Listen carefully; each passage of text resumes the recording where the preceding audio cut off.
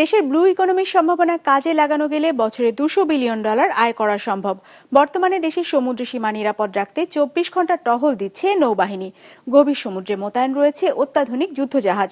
ফলে নিরাপদে মৎস্য ও সামুদ্রিক প্রাণী আহরণ করছেন জেলেরা। এখন সমুদ্র সম্পদ নিয়ে গবেষণা বাড়ানোর তাগিদ দিয়েছেন বিশ্লেষকরা। মোহাম্মদ আলীর তোলা ছবিতে ওবায়দুল কবিরের report.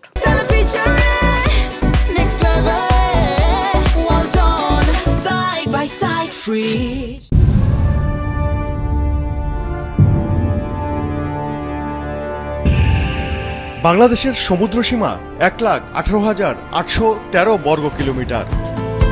Bangladesh institute of maritime research and development BIMRAD এর হিসেবে এই সীমান্তে আছে 475 প্রজাতির মাছ।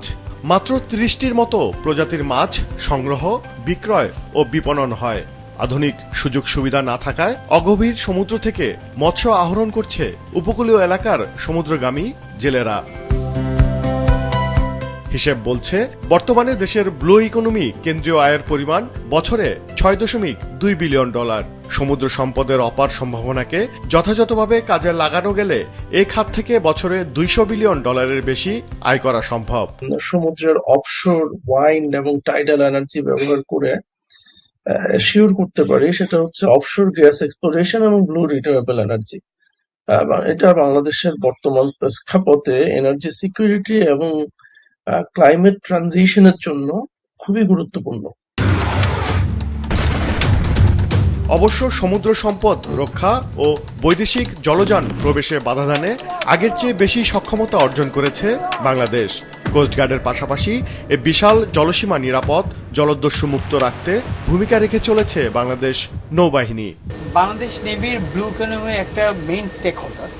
আমাদের যেহেতু ব্লু ইকোনমিকে প্রোটেকশন দেওয়ার জন্য আমাদের যে উপকূলীয় যতগুলো অ্যাক্টিভিটিস হচ্ছে এবং আমরা আমাদের যে বিনিয়োগকারী আছে তাদেরকে অ্যাসিওর করি যে উই আর হিয়ার। সেই নিরাপত্তায় আছে বানৌজা খালেদ বিন ওয়ালিদ। সেন্ট মার্টিন সহ তৎসংলগ্ন গভীর সমুদ্রের নিরাপত্তায় নিয়োজিত রয়েছে অত্যাধুনিক বহুমুখী এই ফ্রিগেট, যাতে আছে মেশিনগান, টর্পেডো এবং মিসাইল। জাহাজটিতে রয়েছে অত্যাধুনিক প্রযুক্তি সম্পন্ন হেলিকপ্টার। আকাশে টহলের সময় সাগর সীমায় শত্রু বা ভিন্ন দেশের কোনো তৎপরতা প্রথমে চিহ্নিত করে এই হেলিকপ্টারের রাডার। এমন সব উদ্যোগের ফলে সুরক্ষিত আছে সমুদ্রের প্রাকৃতিক মৎস্য সম্পদ।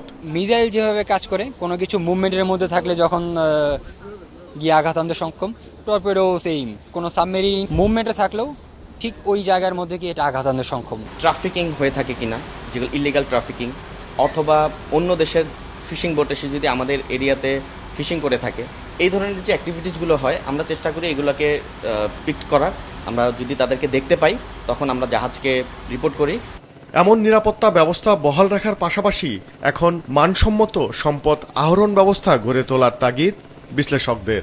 সামুদ্রিক সম্পদ শুধুমাত্র রক্ষাই নয়, বরং সেসব আহরণে বিদেশি বিনিয়োগ কিংবা যৌথ কর্মসূচি হাতে নেওয়া প্রয়োজন বলে মনে করেন সংশ্লিষ্টরা। ওবায়দুল কবির, বিজনেস রিপোর্ট, মাছরাঙা টেলিভিশন।